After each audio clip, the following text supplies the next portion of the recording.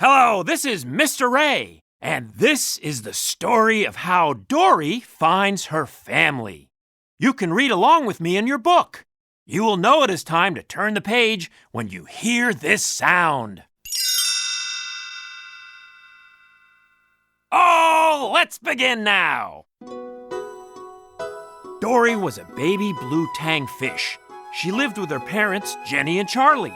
But Dory was not like other fish. She suffered from short-term memory loss. Dory's parents tried to help her with her memory, but nothing seemed to work. One day, her parents taught her how to play hide and seek. Her parents hid while Dory counted. But Dory quickly forgot about the game. When her parents came out of their hiding spots, Dory was sad that she had forgotten again. When she was little, Dory was separated from her parents. Alone, she wandered the ocean looking for them. As Dory swam, she asked the different sea creatures she met for help. As the years passed, Dory forgot all about her parents. She knew she was looking for something, but she couldn't remember what. Then one day, Dory saw a boat pass overhead. Nearby, she heard a panicked voice. They took my son! My son! Help me, please! The voice was coming from a clownfish named Marlin. He was looking for a boat that had taken his son Nemo. Dory knew which way to go. Hey, I've seen a boat. Follow me! Together, Dory and Marlin traveled across the ocean and brought Nemo home. When they returned from their adventure, Marlin invited Dory to live with him and Nemo on the Great Barrier Reef. Dory was very happy in her new home. One day, she went with Nemo on a class field trip to see the stingray migration. That's us! The stingrays were going home. Dory swam after the stingrays, but she got too close to the edge of the reef. She was pulled into the undertow.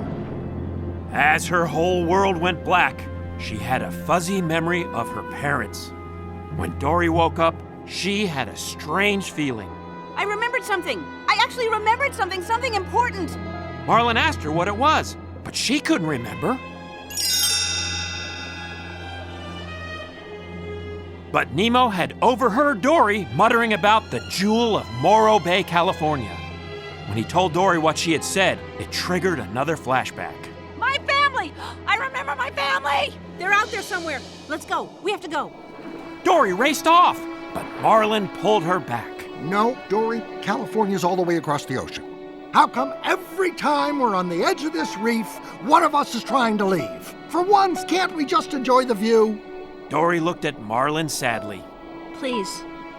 All I know is that I miss them. Do you know what that feels like? Marlin remembered how much he had missed Nemo when he was gone. Marlin sighed. I know what that feels like. He and Nemo agreed to go to California with Dory. With the help of Marlin's sea turtle friend Crush, the trio soon made it across the ocean. When they got to Morro Bay, Dory swam around shouting for her parents. A group of hermit crabs tried to shush her, but they were too late.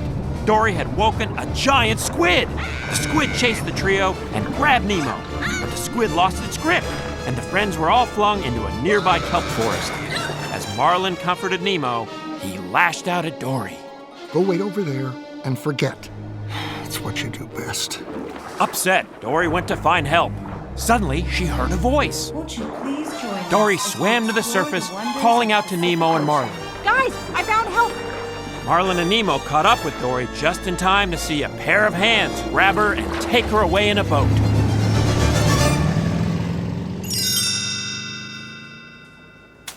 The humans dropped Dory into a fish tank and clipped an orange tag to her fin. Suddenly, an octopus popped out of the sink next to her. His name was Hank. He was actually a septopus, an octopus with 7 tentacles.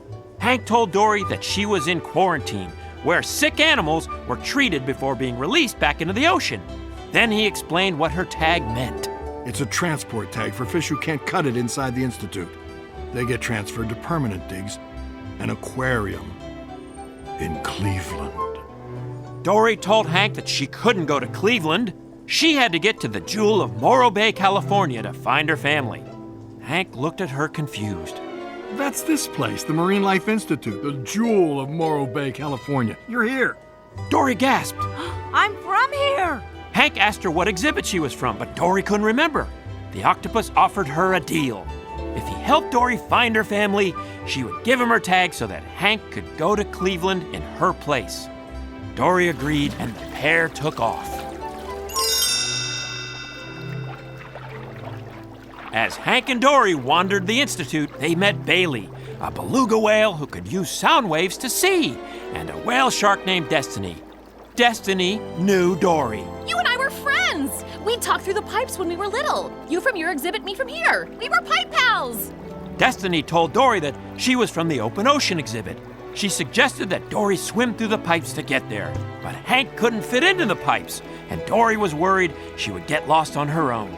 She was determined to find another way to the exhibit. Using a baby stroller for transport, Dory navigated while Hank rolled them toward the open ocean exhibit. But the two made a wrong turn.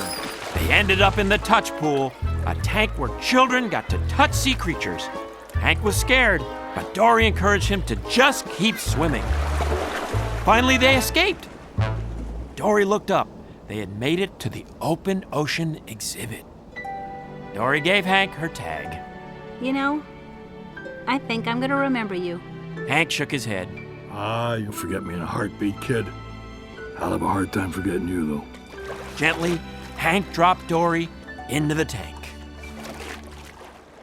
Meanwhile, out in the ocean, Marlin and Nemo were looking for a way to save Dory when they met two sea lions. The sea lions explained that the boat would have taken Dory into the Marine Life Institute, where she would be put in quarantine. Marlin was worried. How would he and Nemo get inside to save Dory? The sea lions called for Becky, a bird who lived nearby. Becky scooped up Marlin and Nemo in a bucket and headed for the Institute. But Becky got distracted and left the bucket in a tree. Thinking they had been abandoned, Marlin tipped the bucket over. He and Nemo fell out and landed in an aquarium in the Institute's gift shop. Marlin looked around. Well, at least we're not stuck in the bucket anymore. Back in the open ocean exhibit, Dory spotted a trail of shells. She followed it and found her childhood home. Her parents weren't inside, but her memories came flooding back. She remembered going outside to look for a shell for her mom and being sucked into the undertow. It was my fault. My parents. I lost them. Just then, a crab interrupted Dory's thoughts. He told her that the blue tangs had been taken to quarantine.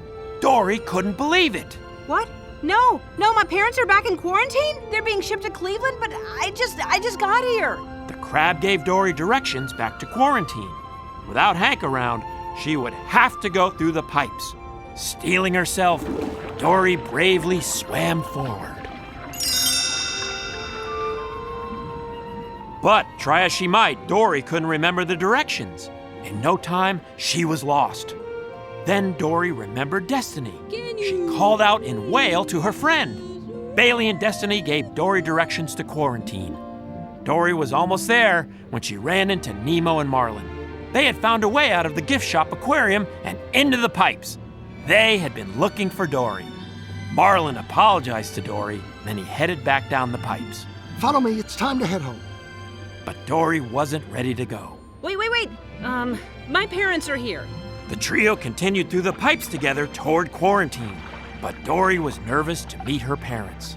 Do you think my parents will want to see me because I lost them? Marlin smiled at Dory. Ever since I've met you, you've shown me how to do stuff I never dreamed of doing. Dory, because of who you are about to find your parents. And when you do that, you'll be home. When they reached quarantine, the tank of blue tangs had already been loaded on the truck to the aquarium. Suddenly, Hank appeared. Lifting Dory and her friends into a coffee pot, he helped them onto the truck. Inside, the blue tangs recognized Dory. They explained that her parents had gone to quarantine to find her years ago. They had never returned. Dory realized her parents were gone. I don't have a family. Nemo shook his head. No, Dory, that's not true. Dory swam backward into the coffee pot and was scooped up by Hank. Looking in the pot, he was surprised to see that Marlin and Nemo weren't there. Your orange friends are on their way to Cleveland. Suddenly, an Institute worker grabbed Hank. Surprised, Hank dropped Dory. He watched horrified as the little blue tang spilled onto the floor and down a drain to the ocean. Dory shot out of the drain into the ocean. All alone, she began to panic. What do I do? What would Dory do? As Dory swam, she spotted a trail of shells. She decided to follow it.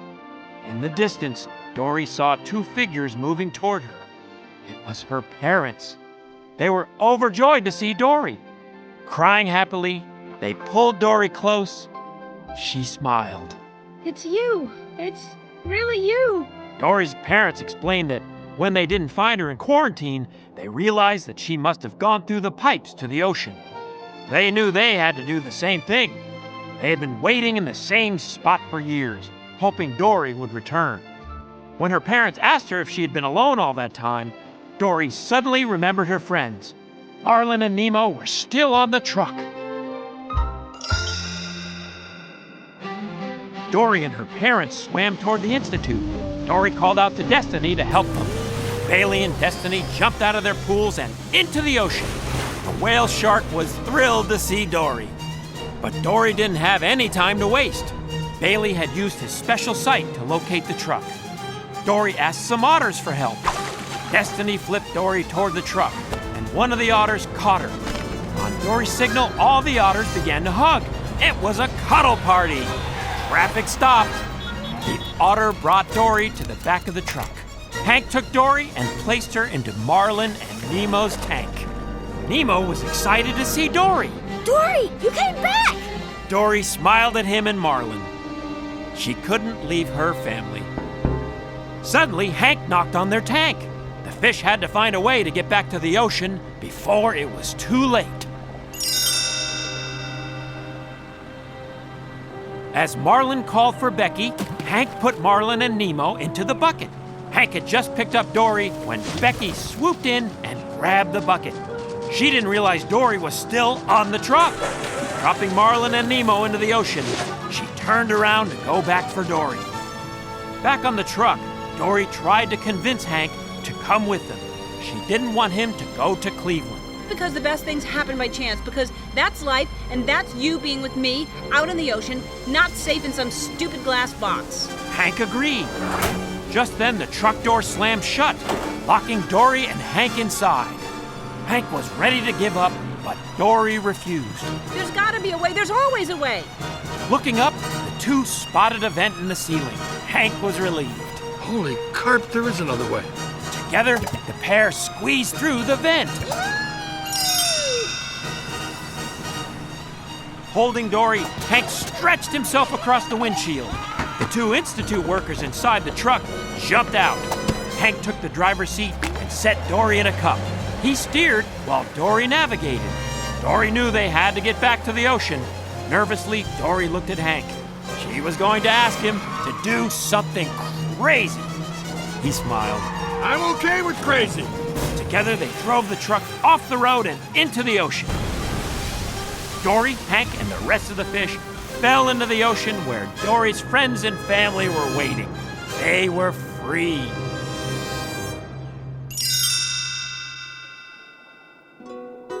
A short time later, Dory found herself back on the Great Barrier Reef. Hank, Destiny, Bailey, and her parents had come to live with her, Marlin, and Nemo. One day, Marlin followed Dory to the drop-off. He was worried that she would forget where she was going and get lost. Dory stopped at the edge, looking out into the vast blue. Then she turned to Marlin. I was just enjoying the view. Marlin settled next to Dory and turned around. Wow. It really is quite a view. Dory looked behind her. Her combined family was gathered together, smiling at her.